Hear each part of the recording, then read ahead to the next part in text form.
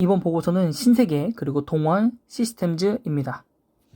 신세계 같은 경우에 매출액은 43.9% 전년 동기 대비해서 올랐고 영업이익은 89.1%가 전년 동기 대비해서 증가를 했습니다. 실적치에서는 소폭 상회를 하는 기록이었고요. 명품의 성장 그리고 패션 수요의 회복이 주요한 원인이었고요. 올해 1분기에는 2월 오미크론 확산에 따라 영향이 있을 줄 알았지만 1분기에 성장이 있었기 때문에 이것을 좀 상쇄시켜주지 않을까 보고 있고요. 그 다음에 이제 하반기로 가면 갈수록 그래서 4월에 올해 4분기에 또한 백화점 실적의 모멘텀을 지켜주지 않을까 하고 보고 있습니다. 단계적 위드 코로나가 시행된다는 전제 하에 말이죠. 자, 그 다음에 4분기 신세계 DF 자회사고요. 겉옷과 셔츠를 만드는 회사라고 합니다. 매출액이 빠르게 늘었고 영업이익은 감소했는데 그 이유는 체화 재고라고 해서 좀 오래된 재고 상품에 대한 판매에 따라서 그 이익이 좀 줄어들었다고 합니다. 그리고 국산 화장품에 대해서 매출 감소 영향도 있고요. 그래서 여기는 이제 올림픽 이후 정상화되는 시점에서 회복이 가능하다고 보고 하반기 코로나로부터 다소 자유로워진다는 가정하에 매출액도 상향 조정할 거라고 보고 있습니다. 그래서 일단 목표 주가는 35만원으로 잡아놨습니다. 자, 다음은 40만원으로 좀 보고 있고요. 브랜드 격차를 벌리다 라고 되어 있어서 뭐 백화점의 상승, 그래서 각각 어떤 카테고리들 상승을 하고 있는지, 그 다음에 신세계 인터에 대해서는 이렇게 신세계 인터내셔널은 한번 봤죠. 그리고 아까 나왔던 신세계 DF에서도 아까 봤듯이 나와 있고, 그 다음에 대전점과 광주 신세계가 있는데 대전점은 34억 원 흑자를 기록을 해서 출범 초기보다는 양호한 실적을 기록하고 있고, 광주 신세계 역시 15%, 그 다음에 21% 각각 성장하면서 크게 좀 이익에 기여를 하였다라고 보고 있습니다. 그래서 굉장히 다 좋다라고 보고 있고, 또 리오프닝 수혜주로 각광을 받고 있기 때문에 좀 괜찮지 않을까 보고 있습니다. 그래서 조금 너무 좀 괜찮게 본 것 같고, 그 다음 보고서는 33만원으로 하향 조정을 진행을 했습니다. 일단은 여기서 나온 것처럼 다른 이제 한섬 같은 기업에서 봤을 때는 기저효과 그리고 보복 수요 이제 특수요가 제거됐다고 했는데 여기는 이제 그런 걸 보지 않고 있어서 일단 그런 것도 한번 봐주시고요. 여기도 36만 원입니다. 36만 원. 그 다음에 여기는 39만 원으로 보고 있고요. 35만 원 보고 있는 것 중에 하나는 뭐냐면 해외 패션과 명품 브랜드의 가격이 인상돼서 이것에 대한 선수요가 나타나는 걸 보이고, 선수요가 끝나더라도 어차피 가격이 인상됐기 때문에 똑같은 매출을 기록을 하더라도 영업이익에서는 훨씬, 그러니까 같은 매출이라고 해도 좀 애매하긴 하지만, 물론 같은 매출이어도 영업이익이 좋을 거고, 매출액이 전년 동기에 대비해서 무조건 늘을 것이고, 영업이익도 당연히 늘어날 것이기 때문에 실적이 좋은 게 예정이 되어 있는 것이죠. 네, 그래서 여기는 38만 원으로 보고 있고요. 여기는 또한 40만 원으로 보고 있습니다. 그래서 신세계 같은 이제 목표 주가 같은 경우에는 뭐 보수적으로 잡을 분 같은 경우에는 뭐 35만 원, 네, 그때 뭐 36만 원, 37만 원 요 선까지 좀 보시면 될 것 같고 40만 원은 좀 너무 업사이드가 높지 않나 개인적으로 생각을 합니다. 자, 그 다음은 이제 동원 시스템즈입니다. 목표 주가는 10만 원이고요. 신규로 좀 리포트를 발행을 했고, 네, 거의 상승 여력이 한 40%, 50% 정도 되어 보이는 회사입니다. 자, 다른 업체들과 달리 음식료 패키징 사업을 하는 테크팩 솔루션, 그리고 전기차 배터리 케이스 업체인 MKC를 지난해 흡수 합병을 했습니다. 전년 동기 대비해서 12%, 35% 증가를 했고요.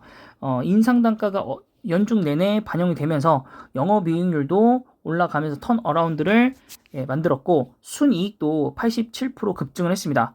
특히 4분기 베트남 법인의 일회성 영업권 손상 차손이 약 200억 원 발생해서 기저효과가 클 것으로 보고 있고, 압세틱 부분이 풀캐파가 가동이 되면서 마진 기여도가 클 것으로 보고 있습니다. 그리고 이번에 하반기에 아세틱에 대해서 증설이 예정되어 있기 때문에 중장기적으로도 캐시카우의 자리매김이 될 것으로 보고 있습니다.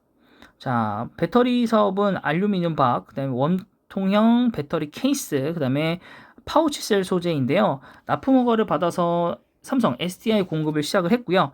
수율이 더 쌓이면 라인 증설도 예상을 하고 있습니다. 그리고 원통형 배터리 같은 경우에는 뭐 더 큰 뭐 배터리도 공급할 예정이고, 파워칠셀 같은 경우에는 공장 신설을 진행을 했고 2024년도부터 관련된 매출이 나온다고 합니다. 그 다음에 이 소재에 대해서는 일본 이제 기업 두 기업이 1조 원 이상의 글로벌 시장을 장악하고 있기 때문에 제품을 개발하는 것부터도 큰 발돋움이라고 볼 수 있겠습니다. 그리고 그래서 좀 뭐라고 할까요? 좀 되게 상반된 그 사업을 하고 있죠. 또 주업은 이제 사실 주가가 그렇게 잘 변하지 않는 음식료품. 근데 신성장 동력은 전기 배터리 케이스 업체. 그래서 당연히 배터리가 늘어나고 그러면 당연히 케이스도 많이 늘어나죠. 케이스를 안 씌우고 보낼 수는 없으니까. 그래서 뭐 동원 시스템즈도 뭐 나쁘지 않은 신사업을 갖고 왔는데, 과연 이 두 사업이 시너지 나지는 않겠지만 이게 주가에서 좀 상호 보완이 될까, 요거에 대한 좀 의문점은 좀 남아는 있습니다. 그래서 주가를 살펴보시고 또 얘기 나눠보겠습니다. 신세계는 오늘 2% 하락을 했고요. 목표 주가를 한 38만원 정도 최근에 좀 많이 올랐군요. 최근에 좀 많이 올랐고, 주봉상으로 봤을 때는 사실 그렇게 많이 올랐다고 볼 수는 없는데, 어쨌든 최근 기조에서 전고점이라고 볼 수 있는 부분을 깨고 좀 올라간 부분이 있고, 대부분은 지금 여기 정도까지 잡아보는 것 같아요. 주가랑 여기 정도까지 좀 잡아보는 것 같고, 최근에 뭐 기간의 흐름이 나쁘진 않습니다. 기간의 흐름은 나쁘진 않고, 월봉상으로 봤을 때도 이 당연히 전 고점들을 좀 넘긴다고 보는 것 같고요. 최소 여기까지, 그러니까 2018년도에 고점을 넘긴다고 하는데 과연 이게 가능할지 좀 두고 봅시다. 자, 코스피 2조 5,450억이고요. 코스피 상장되어 있는 기업입니다. 그리고 배당이 2,146억 원이라고 되어 있는데, 억 원이 아니라 자꾸 매출만 있다 보니까 억 원이 바로 붙어요. 원인데 이게 지금 아직 확정된 건 아니기 때문에 좀 더 기다려 봐야 될 것 같고요. 어쨌든 뭐 실적 나쁘지 않고 성장되고 있고 하기 때문에 좀 더 두고 봅시다. 근데 정말 38만 원까지 갈까요? 여기까지 뚫어도 저는 많이 간 거라고 생각을 하는데, 물론 업황이 개선되고 했기 때문에 뭐 그런 건 있을 수 있겠지만은, 이게 오미크론이 시작해서 끝나지 않았는데, 이게 4차 팬데믹인데, 물론 모르겠습니다. 뭐 지금 기조로서는 20일 전에라도